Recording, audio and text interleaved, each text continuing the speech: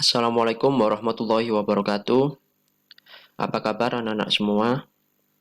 Pastinya sudah sehat semua ya. Perkenalkan, nama saya Bapak Zulfi. Saya menggantikan Bu Siti Maimunah selaku guru-guru kalian. Saya menggantikan beliau selama 1,5 bulan ke depan. Baik, kita memasuki materi memahami kesejahteraan pegawai.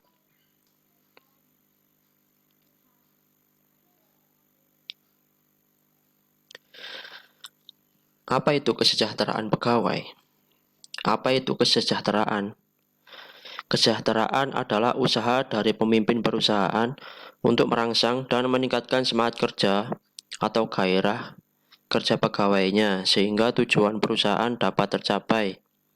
Karena kesejahteraan berhubungan langsung dengan gaji, tunjangan, insentif, dan sejenisnya.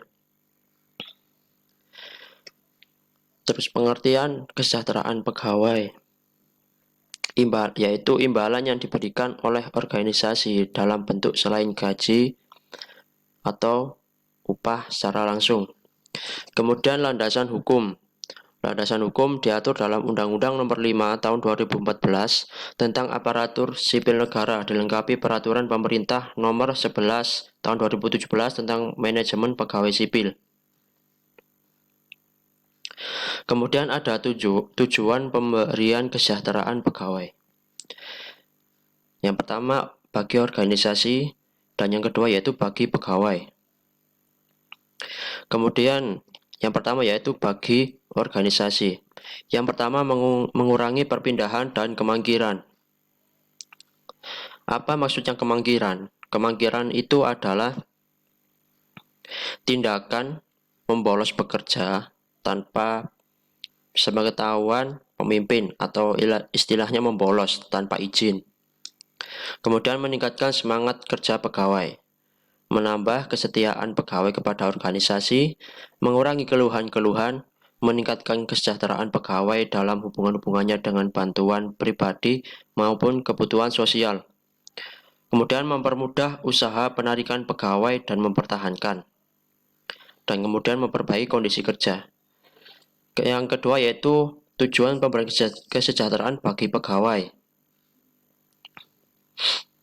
Yang pertama memberikan kenikmatan dan fasilitas yang dengan cara lain tidak tersedia atau yang tersedia dalam bentuk yang kurang memadai. Maksudnya di sini yaitu ketika di suatu perusahaan pegawainya mendapatkan fasilitas yang tidak memadai. Di situ seorang pemimpin harus memberikan fasilitas yang memadai seperti alat-alat kantor, terus kipas angin, meja yang memadai, dan lain sebagainya. Yang kedua yaitu memberikan bantuan dalam memecahkan suatu masalah perseorangan. Jadi apabila seorang pegawai memiliki masalah perseorangan, itu pemimpin harus mengetahuinya. Kemudian menambah kepuasan kerja, membantu kemajuan perseorangan, mengurangi perasaan tidak aman, dan memberikan kesempatan tambahan untuk memperoleh status. Kemudian menelaah asuransi sosial pegawai.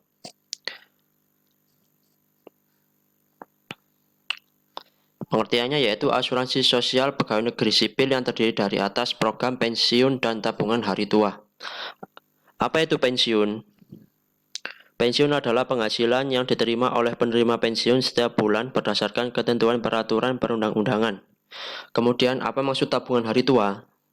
Yaitu suatu program asuransi terdiri dari asuransi dwiguna yang dikaitkan dengan usia pensiun ditambah dengan asuransi kematian. Tujuan diberikannya asuransi sosial pegawai yaitu untuk meningkatkan kesejahteraan masyarakat terutama para pegawai dan pensiun. Landasan hukumnya jelas. Peraturan Pemerintah Nomor 20 Tahun 2013 tentang Asuransi Sosial Pegawai Negeri Sipil, Undang-Undang Nomor 25 Tahun 2011 tentang BPJS, Peraturan Perundang-undangan Nomor 70 Tahun 2015. Kemudian peserta dan waktu ditetapkan sebagai anggota asuransi sosial pegawai. Yang pertama, peserta asuransi sosial adalah semua ASN, aparatur sipil negara, kecuali di lingkungan Departemen Pertahanan Keamanan. Mengapa kecuali di Departemen Pertahanan dan Keamanan? Nanti kita bahas poin selanjutnya. Kemudian waktu untuk menjadi peserta asuransi sosial pegawai yaitu saat diangkatnya calon ASN. Kemudian kewajiban asuransi sosial pegawai. Yang pertama, peserta wajib memberikan keterangan secara tepat. Jadi di sini kalian harus menyetorkan data keluarga kalian secara tepat. Kemudian peserta wajib membayar iuran. Nah, di sini seorang pegawai itu wajib membayar iuran sebesar 8% untuk asuransi kalian di kemudian hari ketika kalian pensiun atau hari tua, yaitu rinciannya sebagai berikut: 4,34% untuk pensiunan dan 3,4% untuk tabungan hari tua. Hak peserta asuransi sosial bagi pensiun yang terdiri dari janda atau duda dari peserta dan penerima pensiun, yatim piatu dari peserta dan penerima pensiun orang tua dari peserta yang tewas yang tidak meninggalkan janda atau duda atau anak yatim piatu yang berhak menerima pensiun. Kemudian tabungan hari tua. Yang berhak menerima tabungan hari tua ini saat pensiun ialah suami atau istri, anak atau ahli waris.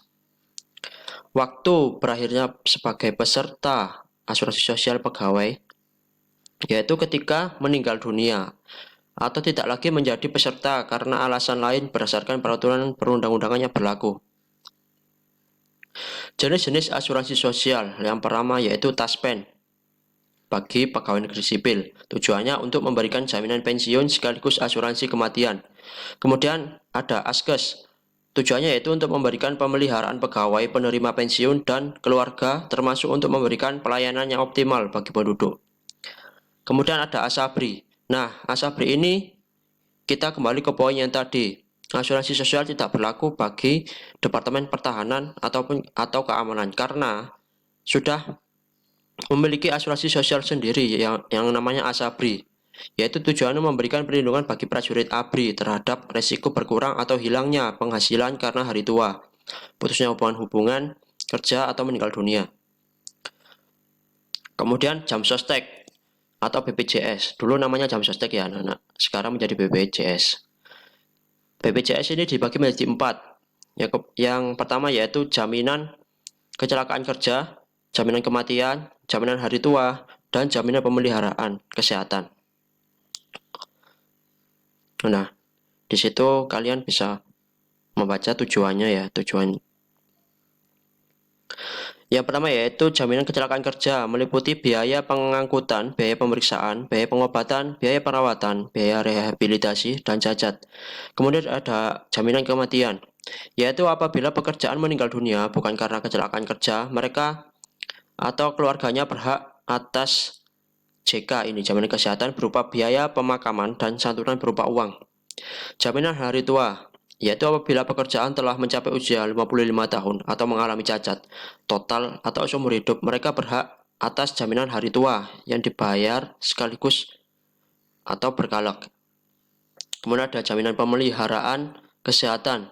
Jaminan ini termasuk keluarga yang meliputi biaya rawat hidup, biaya rawat inap, pemeriksaan kehamilan, diagnostik, serta pelayanan gawat darurat.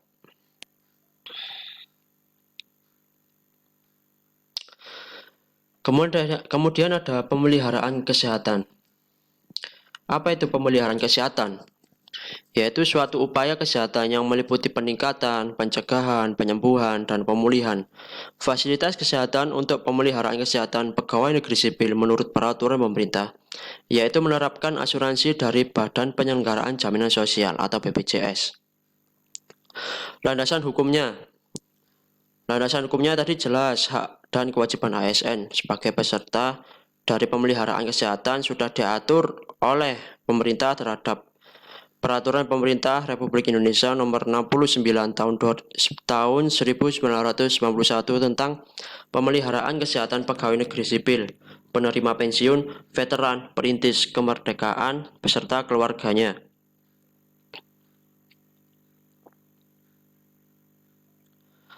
Peserta pemeliharaan kesehatan. Pesertanya yaitu yang sudah dijelaskan dalam landasan hukum tadi, yaitu setiap aparatur sipil negara. Penerima pensiun, veteran, dan perintis kemerdekaan wajib menjadi peserta penyelenggaraan pemeliharaan kesehatan. Pegawai badan usaha dan badan lainnya serta penerima pensiunan dapat menjadi peserta penyelenggaraan pemeliharaan kesehatan yang diselenggarakan oleh pihak penyelenggara. Seorang peserta tidak lagi menjadi peserta pemeliharaan kesehatan apabila yang bersangkutan berhenti membayar iuran. Jadi ketika semisal kalian mempunyai asuransi kesehatan seperti BPJS, itu yang buat pegawai swasta. Nanti kalau semisal kalian membayarnya itu telat, ya kalian sudah berhenti menjadi peserta pemeliharaan kesehatan. Kemudian kewajiban peserta. Peserta wajib memberikan keterangan sebenarnya tentang jati dirinya beserta keluarganya untuk penyusunan data peserta. Jadi di sini data diri keluarga kalian itu harus jelas, harus tepat untuk disetorkan kepada pemerintah. Jadi tidak hanya kalian yang sebagai menjadi aparatur sipil negara atau pegawai negara yang mempunyai pemeliharaan kesehatan, asuransi kesehatan, melainkan juga anggota keluarga kalian. Jadi tidak usah khawatir apabila kalian menjadi PNS nanti. Peserta dan keluarga wajib memiliki tanda pengenal diri yang diterbitkan oleh badan penyelenggara. Peserta dan keluarganya wajib mengetahui dan mentaati peraturan penyelenggaraan pemeliharaan kesehatan. Jadi semisal kalian sudah resmi menjadi anggota pemeliharaan kesehatan BPJS tadi, kalian akan diberi kartu pengenal atau tanda bukti sebagai peserta kesehatan. Kemudian ada hak peserta. Yang pertama yaitu pengobatan, perawatan, imunisasi oleh dokter atau dokter gigi, balai pengobatan, atau rumah sakit baik pemerintah maupun swasta. Kemudian pertolongan atau perawatan bersalin pada rumah bersalin, atau dokter atau bidan pemerintah atau swasta. Kemudian yang ketiga yaitu obat-obat dari apotek pemerintah maupun swasta menurut resep dokter.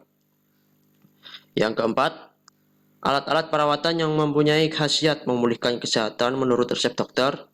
Dan yang terakhir, pembelian kacamata yang sangat perlu digunakan demi kesehatan menurut resep dokter. Ya, penjelasannya yaitu hak peserta pemeliharaan kesehatan itu berhak memperoleh pengobatan, perawatan apabila sakit oleh dokter, semua dokter. Dokter gigi, dokter bedah, dokter yang lain-lain. Kemudian berhak mendapatkan pertolongan perawatan ketika ada yang hamil, itu berhak mendapatkan perawatan bersalin pada rumah sakit bersalin bidan. Kemudian jika orang-orang itu sakit, berhak mendapatkan obat-obat dari apotek, alat-alat perawatan. Kemudian kalau apabila kalian bermata minus, itu kalian bisa mendapatkan kacamata secara gratis dengan menyetorkan kartu tanda peserta kesehatan kalian, BPJS, kartu BPJS tadi. Baik,